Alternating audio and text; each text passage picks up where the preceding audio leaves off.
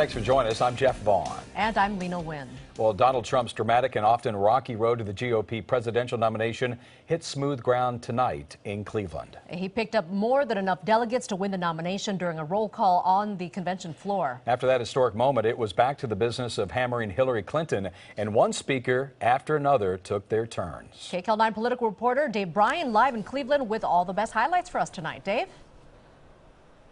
Lena, Jeff, the pundits, the experts, the analysts all agreed this could never happen. Well, today it did, as a cheering crowd of Republicans here at the Quicken Arena in Cleveland cheered and cheered as Donald Trump accumulated enough delegates to win the nomination. Not a surprise to anyone, but as I said, the experts said this would never happen. And then the Republicans opened war on Hillary Clinton, and Trump himself briefly spoke to the delegates.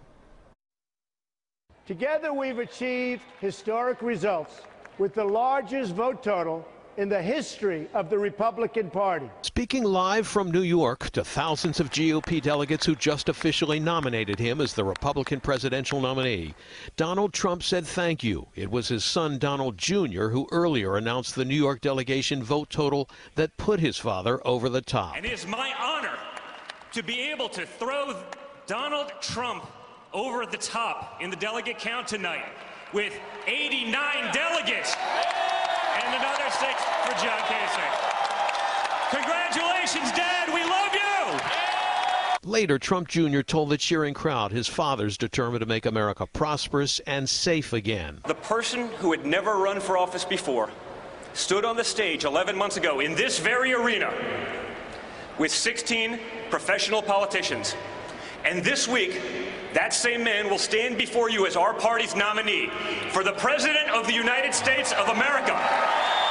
But much of the night was focused on bitter attacks against Hillary Clinton, like this from New Jersey Governor Chris Christie, who acted like a prosecutor, which he was at one time, and had the crowd roaring, "Lock her up," in response. As to Hillary Clinton, the charge of putting herself ahead of America, guilty or not guilty?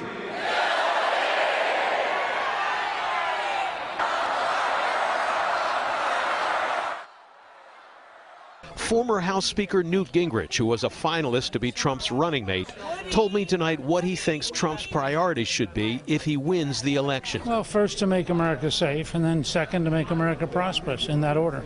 Because if you're not safe, nothing else matters. Do you think he's going about this? I mean, is this more than just... I think he's likely to win. Yeah, I think he's a historic phenomenon. Former presidential candidate Ben Carson got a rousing ovation from the excited delegates and talked to me in an interview before he spoke to the convention. Well, what are you thinking about how this campaign may unfold, the upcoming November campaign? Well, I suspect it will be a very rough and tumble campaign.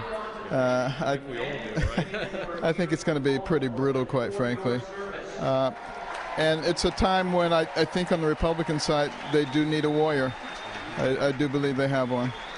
There were times during the campaign when things got pretty rough in the primary as well.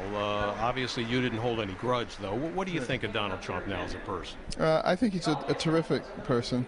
You know, he told me, you know, the things that he said about me, he said because he was desperate.